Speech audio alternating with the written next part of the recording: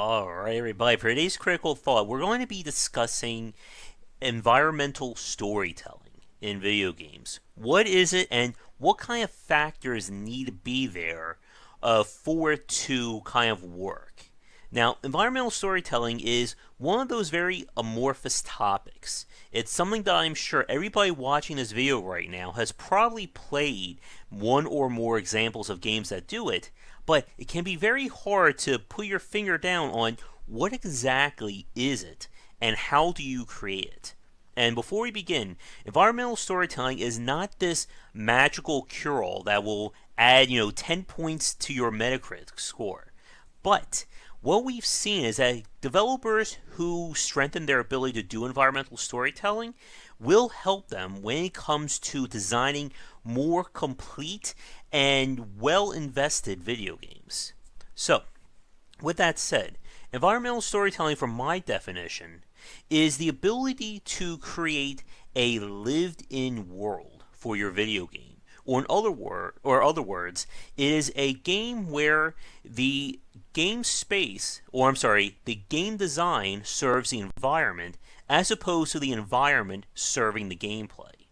And I know that can be a little bit tricky, but as we've seen over the last 20 or so years, as game design began to evolve, developers have been doing a lot more to try and present the environments in games as being actual places.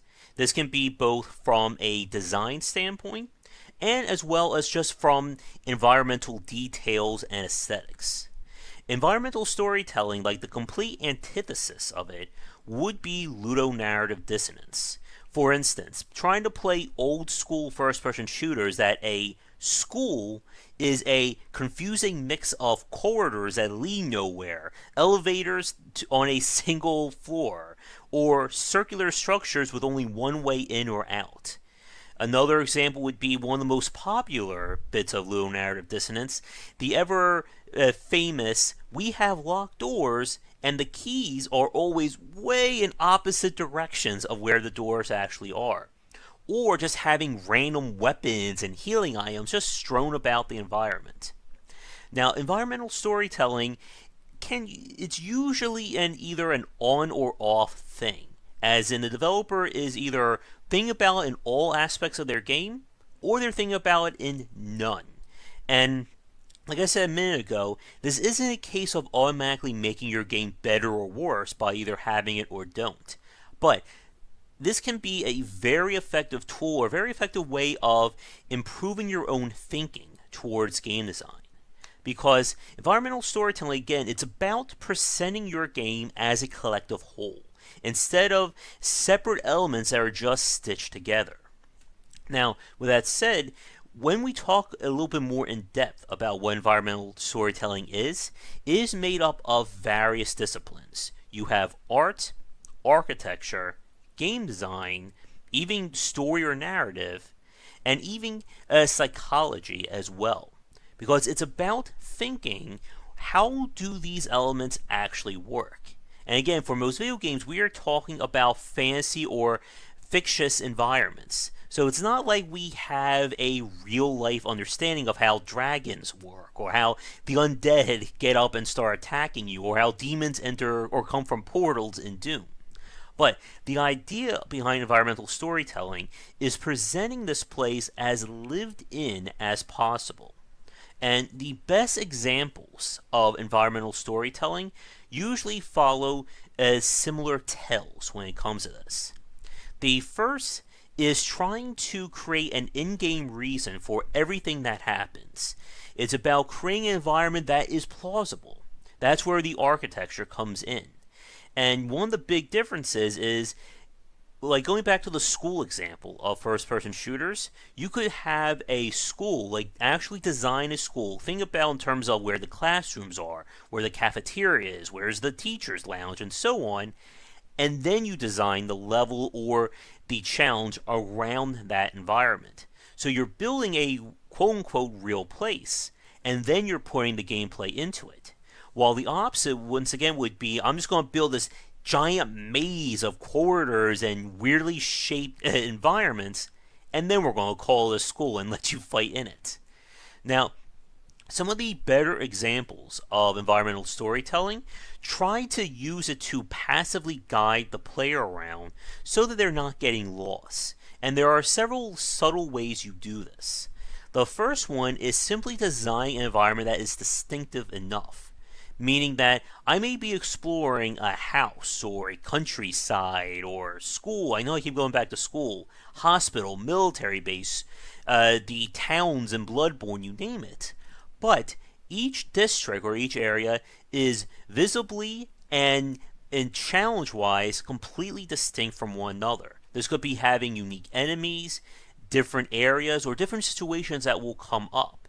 In Bloodborne, for instance, in the very first part of the game, I think that takes place in, is that New Yarnum or Old Yarnum? I always forget. You are moving around these city streets, but each block is distinctive enough that it's very hard for you to get lost.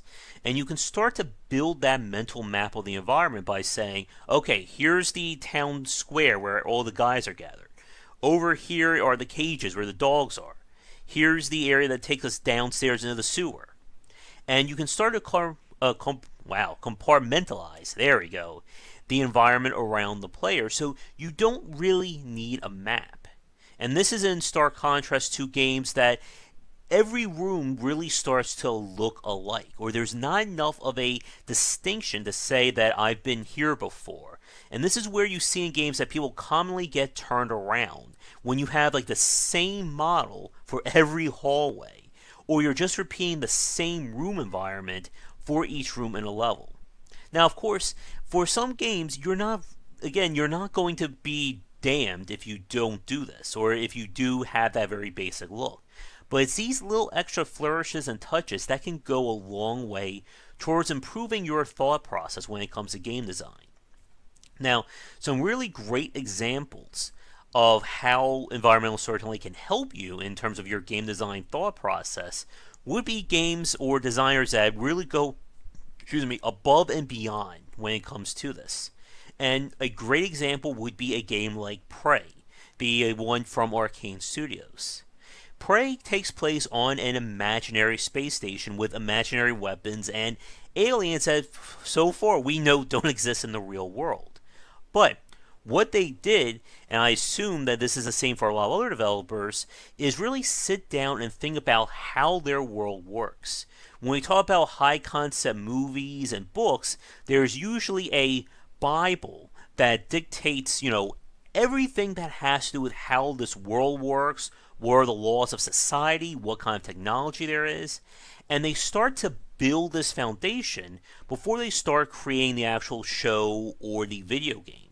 In terms of books, one of the most famous examples would be The Sumerian, which I'm pretty sure I just butchered, from Lord of the Rings, that details anything and everything you would ever want to know about Middle-earth. Now, do you need to know this stuff in order to watch movies? No. But it's that extra step in terms of backstory and developing the world that allows a story to exist a lot better within it. So you avoid a lot of those tropes that we've talked about, the it just so happens, the Deus Ex Machinas, and so on, when you establish these settings and groundwork. Going back to Prey, the developers did an amazing job of presenting the Talos Station as being as lived in as possible. And this goes as far as what kind of items you find, where people live, where do they work, where are the bathrooms, simple stuff like that is then inferred upon about the architecture. And again, by doing it like this, it allows you to set up visibly distinctive and unique game spaces that allow you to easily find your way around. And this also serves to allow you to start answering questions in terms of how things work. In Prey, all the weapons you have in the game always have multiple purposes because outside of just your pistol and maybe even the shotgun, there aren't really true military weapons on Talos. It's all about using improvised scientific discoveries such as the recycle grenade or the stun gun for unique purposes. And they also present things as to why there's items hidden all over the place because people were basically sneaking around the base playing games and, preparing if something went wrong. there's a reason why there's not a hardcore military presence, because the Talos space station was a scientific research station first. But again, these are simple things that you do to help to flesh out the world and the environment around, and it can lead to basically better structures in terms of the design and the storytelling that you're trying to present. Another example would be, or some ways of doing this would be, trying to, again, put a situation to the gameplay. A few minutes ago, we talked about old school first person shooters that would just throw everything and everything into the environment. But let's say, for instance, we're playing in a hospital, and you want to present to the player that there are military weapons around. Now, in the old school way, we would just, throw a shotgun in a hallway here, or a rocket launcher in a doctor's office over there and call it a day. But you can go a step further. Let's say you put into the environment the story that the military occupied this hospital as a safe zone before it got overran. So there are military boxes around. There are posters or warning signs about where to go or where not to go. And so instead of just having guns lying about, you could have them set up in important checkpoints or behind military stockades and so on. Again, it's about framing how the game works within the environment instead of how the environment works in the game. And like I said at the start, this is not easy to do. Again, most of our games starting out were of the your princess is in another castle variety. But when you start thinking about things this way, it can make it a lot easier for you to grow your game and to present it in a lot more interesting package. Because now you're starting to think about how things connect, how these levels actually make sense within the environment. And it can also help to get around a lot of those ludonarrative and ludomechanical dissonance that we've talked about in the past. So with that said, outside of the big examples, again, your Portals, Half-Lifes, Prey, and Soulsborne, can you guys think of other games that either did subtle or not so subtle examples of great environmental storytelling? And can you think of times where a game could have really have used that as well?